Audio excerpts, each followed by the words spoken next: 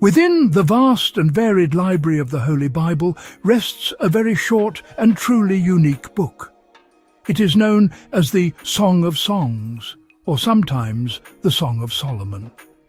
This slender volume is a collection of poems, a lyrical tapestry woven with threads of profound human love. The words speak with a startling directness and a powerful, heartfelt feeling. They paint vivid pictures using imagery drawn from the natural world: gardens, vineyards, lilies, doves. The book can feel like a private song whispered between two lovers and a grand hymn, a celebration of love in its most sacred form. In this quiet exploration, we will take a calm and gentle tour. We will pause to listen closely to the voices that emerge from its pages. Let us begin this gentle journey together, opening our hearts to the greatest of all songs. The Song of Songs finds its home within the Ketuvim, or writings, the third and final section of the Hebrew Bible. It also holds a cherished place in the Christian Old Testament among the books of wisdom. The poem is ancient, its origins reaching back into a world very different from our own. Many believe its parts were composed and compiled in the first millennium before the Common Era. The traditional attribution to King Solomon gives the book its alternative title. The phrase can be read as by him, for him, or about him. Song of Songs is a Hebrew superlative, the greatest of all songs.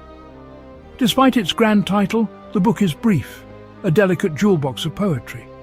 Its poems may have begun as folk songs or wedding hymns, gathered and arranged with care. Communities treasured it at home and recited it during sacred festivals.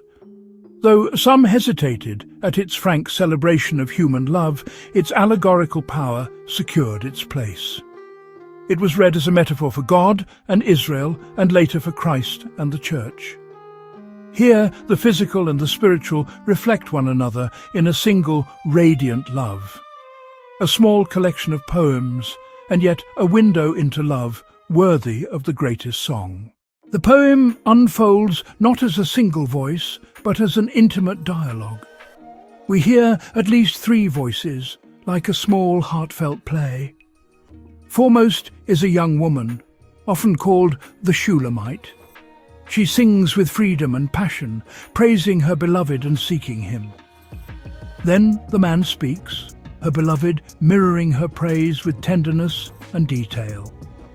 Eyes like doves, hair like a flock, cheeks like pomegranate halves. A chorus interjects at times, offering questions, cautions, and company. They urge, "Do not awaken love until it is ready."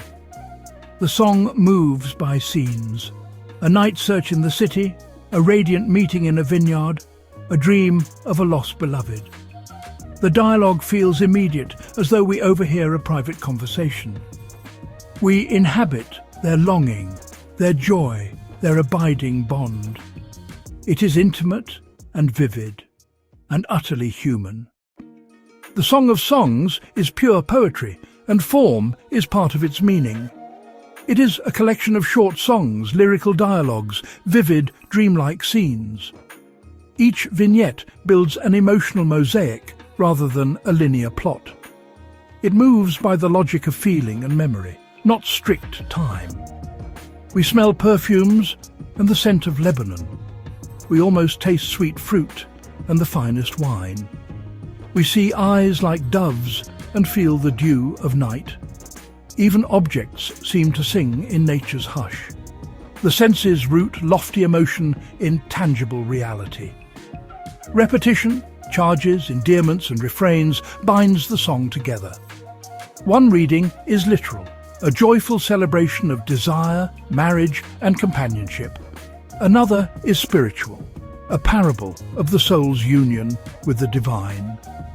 A third is communal, God's covenant with the people in longing and restoration. These meanings are not rivals. The song holds many truths at once. Set me as a seal upon your heart, as a seal upon your arm, for love is strong as death. You are as beautiful as a lily among thorns. His words are like sweet wine, flowing smoothly. Look, here he comes, leaping across the mountains, bounding over the hills. Such lines are meant not to be dissected, but felt.